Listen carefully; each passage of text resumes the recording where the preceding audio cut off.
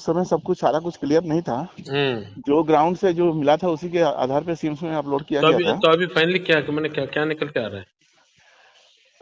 Point was wrongly setted, sir. Point was Point was set towards your loop line, hmm but the signal was through for main line. ऐसे कैसे हो सकता है? SNT वाला अगर कुछ मैनिपुलेट करेंगे तो हो सकता है, सर। नहीं, बट डिड दे मैंने were they doing any job at that कुछ टाइम? काम हुआ था, ना। कुछ काम हुआ था वहाँ पे, हाँ। तो मैं भी उसमें कुछ गड़बड़ किया हो, but okay. This has been found to मैंने be the they set the point for main line, but it was set for loop line. First. Yes sir, signal was through for main line, Hmm. but the facing point was set towards loop. That's why that नमस्कार जनसंवाद में आपका स्वागत है दोस्तों। दिन भर की जो फटाफट ब्रेकिंग न्यूज़ निकल के आ रही है करके आपको विस्तार से बताएंगे। बड़ी खबर निकल के आई है जहां स्कूल में बना मुर्दा घर, टुकड़ों में 100, शिनाख्त को पड़ी चुनौती। त्रासदी से कम नहीं, उड़ीसा रेल हादसे को लेकर हुआ बड़ा खुलासा। बड़ी खबर निकल के आई है इलेक्ट्रॉनिक इंटरलॉकिंग में बदलाव के कारण हुआ बालासोर हादसा। बताएंगे दूसरी बड़ी खबर जहाँ सिग्नल मेन लाइन की तरफ था। टीएमसी नेता ने पोस्ट किया रेलवे अधिकारियों के ऑडियो में हुआ चौंकाने वाला खुलासा। कैसे खुल गई मोदी सरकार की पोल। तीसरी बड़ी अपडेट, मध्य प्रदेश समेत 2023 में होने वाले चारों राज्यों के चुनाव हारेगी भाजपा। ज्योतिषाचार्य का बड़ा दावा, 4 राज्यों में चुनाव हार रही भाजपा, आ गया है सर्वे। चौथी बड़ी खबर में आपको बताएंगे बड़ी खबर जहां मोदी सरकार खुद ही गिर गई। रेलवे सुरक्षा पर कैग रिपोर्ट, पटरियों पर रख रखाव, सब कुछ पूरी तरीके से धज्जियां उड़ा रखी हैं। तमाम तरीके के नियमों को पिछले 4 सालों में काट रखा है पैसा। सीधा रेल मंत्रालय की है गलती इस हादसे की, तो ये भी बताएंगे। बड़ी अपडेट निकल के आई है जहां कर्नाटका सरकार ने लिया है तगड़ा एक्शन।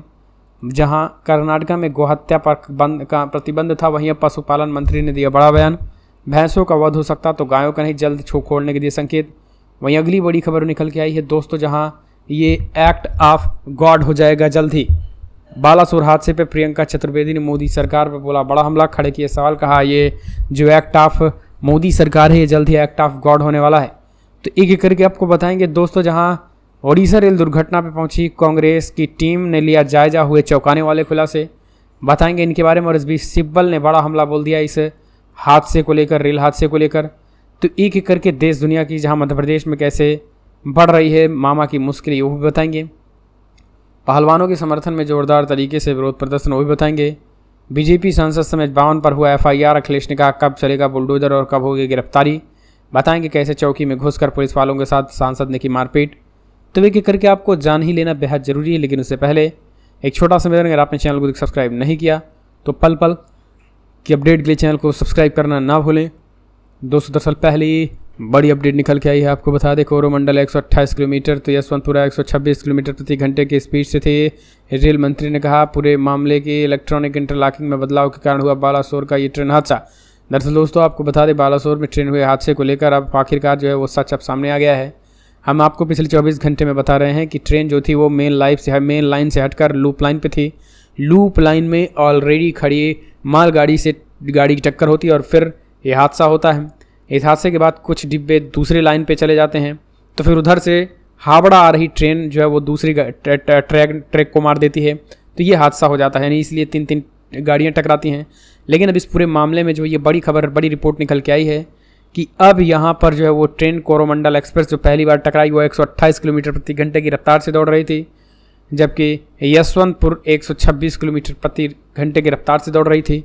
इतना नहीं, इस पूरे मामले में जो है वो अब स्वयं रेल मंत्री ने इस बात की जानकारी दी। उन्होंने कहा है कि इलेक्ट्रॉनिक इंटरलॉकिंग में बदलाव के कारण यह हादसा हुआ है। दरअसल जो पॉइंट जिसे कहते हैं, इलेक्ट्रॉनिक आजकल इंटरलॉकिंग बदलाव हो जाता है। जैसे ट्रेन किस तरफ जाना है आपने देखा होगा, खटका होता है, उस खटके को जो है वो लगाया जाता है तो ट्रेन की दिशा जो है दूसरी तरफ हो जाती है। ट्रेन की जो ट्रैक होता है वो दूसरी तरफ हो जाता है। तो इंटरलॉकिंग ट्रैक में बदलाव हो गया। इलेक्ट्रॉनिक इंटरलॉकिंग होने की वजह से कंप्यूटराइज सिस्टम हो जाते हैं और इस वजह से जो है वो ट्रेन किधर से जानी होती है वो अपने आप दिशा को परिवर्तित कर देता है। यानी हम कह सकते हैं कि जहाँ जिस जगह से ट्रेन जाती है और जहाँ से दिशा परिवर्तन होता है जिस जगह पे, उसी दिशा परिवर्तन से ही गड़बड़ हो गया। उसी पॉइंट पर दिशा परिवर्तन नहीं हुआ, जबकि सिग्नल सीधा मेन लाइन पर ही था। सिग्नल मेन लाइन पे था, लेकिन रेलवे जो है वो ट्रैक जो था वो लूप लाइन पे ट्रेन चली गई, जिस वजह से ये हादसा हो गया। और कंप्यूटराइज सिस्टम समेत कई चीज़ें जो है वो यहाँ पर अब पूरी तरीके से ख़राब बताई जा रही है। तो इस वजह से हादसा हुआ है, अब ये खुलासा हो चुका है। अगली एक और अपडेट निकल के आई है, मध्य प्रदेश 4 राज्यों में हार रही है भारतीय जनता पार्टी। आ गया है ज्योतिषाचार्य का पूरी तरीके से पतरा, बताया है बीजेपी की करारी होगी मध्य प्रदेश समेत 4 राज्यों में हार। जी हाँ, 4 राज्यों के विधानसभा चुनाव में हारेगी भाजपा। ज्योतिषाचार्य राजीव नारायण शर्मा के अनुसार मध्य प्रदेश, छत्तीसगढ़, राजस्थान और तेलंगाना में दिखेगा कांग्रेस का दम। दरअसल आपको बता दें, कर्नाटक चुनाव में मिली जीत से कांग्रेस को संजीवनी मिली है। ऐसे मध्य प्रदेश, छत्तीसगढ़, राजस्थान सहित 5 राज्यों में होने वाले विधानसभा चुनाव में भी कांग्रेस को बड़ी जीत की उम्मीद लगी है। उधर ज्योतिषाचार्यों के अनुसार भाजपा का जन्म 6 अप्रैल 1980 को हुआ। कुंडली के अनुसार जुलाई 2022 में चंद्रमा की दशा चल रही है। भाजपा की कुंडली में चंद्र की दशा अगस्त 2023 से शनि की दशा शुरू हो जाने के बाद भाजपा के लिए संकट बढ़ेंगे, यानी अगस्त से जो है वो शनि चलेगा बीजेपी में। जय की जगह पराजय का सामना करना पड़ेगा। ज्योतिष गणना के अनुसार अगस्त के बाद से भाजपा में आंतरिक सर्वे संघर्ष लड़ेगा। ग्रह नक्षत्र का प्रभाव बोल रहा है कि इसमें कोई भी उपाय भाजपा और प्रधानमंत्री मोदी की मदद नहीं करेगा। प्रधानमंत्री मोदी भी अपना 5 साल का कार्यकाल पूरा नहीं कर पाएंगे। ज्योतिषाचार्य के अनुसार मध्य प्रदेश, छत्तीसगढ़, राजस्थान और तेलंगाना में भाजपा को पराजय का सामना करना पड़ेगा। भाजपा कितनी भी ताकत लगा दे, कितना भी पैसा खर्च कर दे, ग्रह दशा बता रही है कोई नुकसान ही होगा। और ये सब भाजपा की कुंडली में चंद्रमा में शनि की दशा के कारण योग बन रहा है। बहुचर्चित ज्योतिषाचार्य राजीव नारायण शर्मा ने 4 PM के संपादक संजय शर्मा को उन्होंने ये इंटरव्यू दिया था। इस इंटरव्यू में उन्होंने जो खुलासा किया है वो यही है कि 4 राज्यों के विधानसभा चुनाव पूरी तरीके से बीजेपी हारेगी। सटीक भविष्य का बाड़ी का इनका रिकॉर्ड है। इन्होंने 2016 में डोनाल्ड ट्रंप के अमेरिकी राष्ट्रपति पद का चुनाव जीतने की भविष्यवाणी की थी। उस समय हिलेरी क्लिंटन की जीत की संभावना जताई जा रही थी। जब चुनाव परिणाम आए तो डोनाल्ड ट्रंप चुनाव जीते। सभी को उनकी जीत पर आश्चर्य हुआ था। 2020 के अमेरिकी राष्ट्रपति चुनाव की भविष्यवाणी में उन्होंने जो बाइडेन की जीत की भविष्यवाणी की थी, जो सटीक साबित हुई। कर्नाटक विधानसभा चुनाव में भी जो है उन्होंने भाजपा के पराजित होने की भविष्यवाणी की थी। समय समय पर सोशल मीडिया पर ABP न्यूज़ चैनल में भी उनकी भविष्यवाणी आती है जो सच साबित होती है। और अब भविष्यवाणी की 90% गणना सटीक होती है। तो जो है उनकी जो भविष्यवाणी है वो आगामी 3 राज्यों में चुनाव हार रहे हैं। ये जो है वो पूरी तरीके से झटका लगने वाला है। तो ये सीधी तस्वीरें। अगली एक और अपडेट निकल के आई है, सिग्नल मेन लाइन की तरफ था लेकिन पॉइंट लूप लाइन की तरफ से, इस वजह से हुआ हादसा। उड़ीसा में रेल हादसे को लेकर रेल मंत्री अश्विनी वैष्णव ने कहा है कि इसकी वजह का पता चल गया है। जो लोग जिम्मेदार हैं उनकी पहचान की जाएगी। उन्होंने इलेक्ट्रॉनिक इंटरलॉकिंग में बदलाव की वजह का यह हादसा बताया। वहीं TMC नेता कुणाल घोष ने एक ऑडियो ट्वीट किया और कहा कि ये 2 रेलवे अधिकारियों के बीच की बात है जिसमें हादसे की वजह भी चर्चा हो रही है। हालांकि उन्होंने इस ऑडियो की पुष्टि नहीं की, लेकिन जरा सुनिए इस ऑडियो में अधिकारियों के बीच क्या बातचीत हो रही है। अब समझिए, हम समझते हैं। पहले कॉलर जो होते हैं वो फ़ोन करते हैं तो कहते हैं कि तो फाइनल क्या पता चला। तो अशोक अग्रवाल जो कि रेलवे अधिकारी होते हैं कहते हैं कि पॉइंट लूप पर सेट था लेकिन सिग्नल मेन लाइन की ओर था। कॉलर कहते हैं ये कैसा हुआ। अग्रवाल बोलते हैं कि हो सकता है गड़बड़ी हो सकता है। कॉलर उन्होंने कहा कि क्या उस वक्त वहाँ कोई काम हो रहा था। अशोक बोलते हैं हाँ कुछ काम चल रहा था, कुछ गड़बड़ हो गई है। सिग्नल मेन लाइन की ओर थी लेकिन फेसिंग पॉइंट लूप की ओर था। कॉलर कहते हैं क्या इसीलिए कोरोमंडल एक्सप्रेस मालगाड़ी में जाकर टकराई। अशोक अग्रवाल कहते हैं हाँ सर, ट्रेन मालगाड़ी में टकरा गई और कोच लोको बिखर गए, जिसका कुछ हिस्सा 2864 बेंगलुरु हावड़ा एक्सप्रेस से भी टकराया है। तो ये ऑडियो सामने और साफ साफ इस बात की बात हो रही है। दरअसल जो सिग्नल था वो मेन लाइन की तरफ था लेकिन पॉइंट की वजह से ये इलेक्ट्रॉनिक चेंज नहीं हो सके और इस वजह से ये हादसा हो गया। ऑडियो जरा सुन लीजिए। हेलो, नमस्कार सर। नमस्ते, PCSO from SWR। Yes sir. ये जो आप जो सिम्स में जो आप जो रिपोर्ट डाल रहे हो ना, हाँ sir. They are a bit contradictory. नहीं, वो तो इनिशियली जब रिपोर्ट किया गया था सिम्स में, वो उस समय सब कुछ सारा कुछ क्लियर नहीं था। जो ग्राउंड से जो मिला था उसी के आधार पे सिम्स में अपलोड किया गया था। तो अभी फाइनली क्या मैंने क्या निकल के आ रहा है? Point was wrongly settled sir. Point was set towards your loop line, but the signal was through for main line.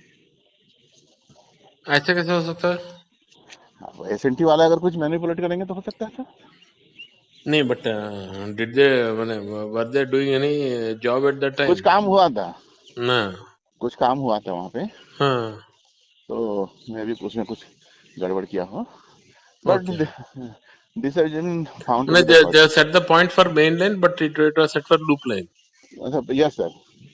Signal was through for main line, but the facing point was set towards loop. That's why that Coromandel Express Got delayed. Yes. collided with the goods train. Yes, sir. It collided with goods train, and then all coaches and locos all scattered, and some person side collided with this 2864, and the rearmost two coaches of 2864 got capsized. अच्छा, आप your deputy CSO south eastern, deputy CSO traffic south eastern, your good name Ashok Agarwal sir. अगली कोई update निकल के आई है, एक और खुलासा है। तमाम जहां पे सरकार की खामियां नजर हुई, रेलवे सुरक्षा पर क्या एक रिपोर्ट आई है। पटरियों का रखरखाव लगभग ठप और पैसे की कमी से हुई 75% रेल दुर्घटनाएं। दरअसल भारत की नियंत्रक व महालेखा परीक्षक कैग और एससीजे की एक ऑडिट रिपोर्ट के मुताबिक 2017 से 18, 2020 से 21 के बीच देश भर में हुई 217 रेल दुर्घटनाओं में से 3/4 यानी कि हर 4 में से लगभग 3 का कारण रेल ट्रेन की पटरियों में उतरना था। और यही कारण है कि परफॉर्मेंस ऑडिट और डिरेलमेंट इन इंडियन रेलवे की घटनाओं का क्षमता परीक्षण के बीच एक रिपोर्ट निकल के आई कि जिसमें कहा गया है कि पिछले 4 सालों में धीरे धीरे पैसे की कटौती की गई और पिछले 4 सालों में जो यहाँ पे 75% रेल हादसे हुए हैं जो पूरी तरीके से डीरेलमेंट से ही हुए, यानी ट्रेनों के डीरेल होने की वजह से हुई है। तो सिचुएशन काफ़ी ख़राब जो उन्होंने इस बात को लेकर बताई है। अगली एक और अपडेट निकल के आई है। तो दोस्तों बड़ी खबर इंटरलॉकिंग है, हमने आपको बताया। अगली एक और खबर वीक ब्रेकिंग, जहां रिटायर्ड जजेस के पैनल से करवाई जाए जांच, कवच तकनीक पर भी जारी करे गाइडलाइन। सुप्रीम कोर्ट पहुंचा उड़ीसा ट्रेन हादसा। ओडिशा के बालासोर में हुए भीषण रेलवे हादसे को लेकर सुप्रीम कोर्ट एक PIL दाखिल की गई है। इस मामले में जांच एक एक्सपर्ट पैनल से कराने की मांग की गई। साथ ही ये भी मांग की गई है कि इस पैनल का हेड कोई रिटायर्ड जज होना चाहिए। इसके अलावा PIL के कवच नाम के ऑटोमेटिक ट्रेन प्रोटेक्शन सिस्टम के बारे में निदेशालय दिशा निर्देश जारी करने के लिए भी कहा गया है। आपको बता दें बालासोर में 3 ट्रेनों की टक्कर में सैकड़ों लोग मौत हो गई। इसके अलावा बड़ी तादाद में लोग घायल हो गए। जांचकर्ता हादसे की माननीय त्रुटि, सिग्नल फेल होने और अन्य संभावित पहलुओं पे जांच कर रहे हैं, लेकिन मामला भी सुप्रीम कोर्ट भी पहुंच चुका है। अगली एक और अपडेट निकल के आई है। दोस्तों ओडिशा रेल हादसे के बाद दुर्घटना स्थल पर ट्रैक ठीक करने का काम जारी। 1000 कर्मी काम जुटे। हादसे में 228 लोगों की मौत। लगातार काम जारी है बचाव। अगली एक और अपडेट, सिब्बल ने ओडिशा रेल हादसे को लेकर केंद्र की मोदी सरकार बोला बड़ा हमला, कहा कोई जवाबदेही है ही नहीं है। राज्यसभा सदस्य कपिल सिब्बल ने ओडिशा में शुक्रवार को हुए भीषण रेल हादसे को लेकर रविवार को केंद्र सरकार पर हमला बोला। उन्होंने कहा रेलवे और संचार, इलेक्ट्रॉनिक और सूचना प्रौद्योगिकी जैसे बड़े मंत्रालयों को एक मंत्री नहीं संभाल सकता, जैसा कि अश्विनी वैष्णव कर रहे हैं। और ओडिशा के बालासोर जिले में बहनगा स्टेशन के पास शालीमार चेन्नई सेंट्रल कोरोमंडल एक्सप्रेस और बेंगलुरु हावड़ा एक्सप्रेस ट्रेन के पटरी से उतरने और एक मालगाड़ी से टकराने के कारण हुए भीषण रेल हादसे में कम से कम 288 यात्रियों की मौत हुई और 1100 से अधिक यात्री घायल हो गए थे। सिब्बल ने एक ट्वीट में कहा कि अश्विनी वैष्णव IT और इलेक्ट्रॉनिक मंत्री रेल मंत्री हैं। रेल बजट नहीं है, कोई जवाबदेही नहीं, इनके बड़े मंत्रालयों को एक मंत्री नहीं संभाल सकता। बुलेट ट्रेन, वंदे भारत, खास लोगों को सुविधाएं दो, आम जनों को छोड़ दो, आपदा को दावत देने का ये तरीका है। अगली एक और अपडेट उड़ीसा, आपको बता दें बिग ब्रेकिंग, गोहत्या रोधी कानून वापस लेगी कर्नाटक सरकार। पशुपालन मंत्री बोले भैंस का वध हो सकता है तो गायों का क्यों नहीं। कर्नाटक की कांग्रेस सरकार ने राज्य में लागू गोहत्या रोधी कानून वापस लेने के संकेत दिए। पशुपालन मंत्री के वेंकटेश ने शनिवार को इशारा किया है कि कांग्रेस सरकार पूर्ववर्ती बीजेपी गवर्नमेंट के वोट से लाए गए गोहत्या रोधी कानून की समीक्षा कर सकते हैं। और साथ ही उन्होंने सवाल किया है कि जब भैंसों का वध किया जा सकता है तो फिर गायों का क्यों नहीं। मंत्री ने कहा कि सरकार इस सिलसिले में चर्चा करेगी और फैसला भी लेगी। वेंकटेश ने कहा हम अभी तक फैसला नहीं किए हैं। पूर्ववर्ती भाजपा सरकार एक विधेयक लाई थी जिसमें उनके भैंस और भैंसा को वध करने की इजाज़त दी गई थी। अगली एक और अपडेट निकल के आई है। तो दोस्तों बड़ी खबर, सबका साथ नहीं ब्रजभूषण के साथ कपिल सिब्बल ने प्रधानमंत्री मोदी की चिप्पी पे उठाए सवाल। लगातार पहलवान प्रदर्शन कर रहे हैं। पहलवानों के उठ रही इस मांग के बीच कपिल सिब्बल ने बड़ा हमला बोला और ने कहा है कि बीजेपी और मोदी केवल और केवल सबका साथ सबका विकास नहीं, केवल और केवल ब्रजभूषण का साथ और ब्रजभूषण का विकास, पहलवानों का विनाश, यही केवल इनका चल रहा है। अगली एक और अपडेट निकल के आई है। दोस्तों बड़ी खबर, 2019 में लोकसभा के 48 में से जिन 18 सीटों पर शिवसेना ने लड़ा था चुनाव, वहां से फिर लड़ेंगे और जीतेंगे। लोकसभा चुनाव में 2024 पे संजय राउत का बड़ा दावा। दरअसल 2019 के लोकसभा चुनाव के 48 में से जिन 18 सीटों पर चुनाव लड़ा गया था, वहां से एक बार फिर से चुनाव लड़ने और जीतने का शिवसेना ने ऐलान कर दिया है। शिवसेना सांसद संजय रावत ने इस बात को लेकर उन्होंने इस बात को कहा है कि फिलहाल हम चुनाव लड़ेंगे, जीतेंगे और किसी भी कीमत पे बीजेपी हारेगी। अगली एक और अपडेट निकल के आई है, बिग ब्रेकिंग आपको बता दें, जहां बीजेपी सांसद पर हुआ दर्ज एफआईआर। कन्नौज भाजपा सांसद ने समर्थकों समेत चौकी में पुलिसकर्मियों को पीटा, मुकदमा दर्ज 52 आरोप में। दरअसल बड़ी अपडेट निकल के आई है, जहां आपको बता दें अब कन्नौज से खबर निकल के आई, जहां कन्नौज में बीजेपी सांसद पर जो है वो बीजेपी सांसद पर पीटने का आरोप लग गया है। बीजेपी सांसद कन्नौज के अपने गुंडों के साथ मिलकर चौकी पर हमला कर दिया था, जिसके बाद से हादसा हुआ और इस पूरे मामले में अब तगड़ा एक्शन होते 11 पर दरोगा ने दर्ज कराया है एफआईआर। अखिलेश ने तंज कसते हुए कहा है कि गिरफ्तारी कब होगी, बुलडोजर कब चलेगा। दरअसल आपको बता दें आरोप यह अपहरण के आरोपियों की गिरफ्तारी के विरोध में भाजपाइयों ने शुक्रवार रात कन्नौज की मंडी पुलिस चौकी पर हमला बोल दिया। आरोपियों को छुड़ाने के लिए बवाल किया, पुलिसकर्मियों ने मारपीट की और चौकी इंचार्ज की वर्दी फाड़ डाली। सांसद पर केस दर्ज होने के बाद इस मामले पर सियासत जो है वो शुरू हुई और सपा प्रमुख अखिलेश यादव ने ट्वीट में तंज कसा। उन्नाव के औरास थाना में कन्नौज के दीपू यादव ने छोटे भाई नीलेश के अपहरण का मुकदमा दर्ज कराने के प्रभाकर, सागर, विशाल और अभिषेक दुबे पर दर्ज कराया था। उन्नाव पुलिस नीलेश और अपहरणताओं तलाश में कन्नौज पहुंची थी। मंडी चौकी प्रभारी हाकिम सिंह का साथ लेकर टीम ने जिम पर छापा मारा और जहां नीलेश और चारों नामजद के साथ भाजपा कार्यकर्ता समुद्र श्रीवास्तव भी मिले। पुलिस सभी को मंडी चौकी ले गई। पुलिस के मुताबिक सांसद सुब्रत पाठक भीड़ के साथ चौकी पर पहुंच गए और हमला कर दिया, मारपीट करने लगे, जिसके बाद उन पर एफआईआर दर्ज की गई। अगली कोर अपडेट निकल के आई है दोस्तों, बड़ी खबर, न राहुल जाएंगे न खड़गे, मोदी के खिलाफ विपक्षी एकता के लिए निकले नीतीश को कांग्रेस ने क्या दर्द दे दिया है झटका।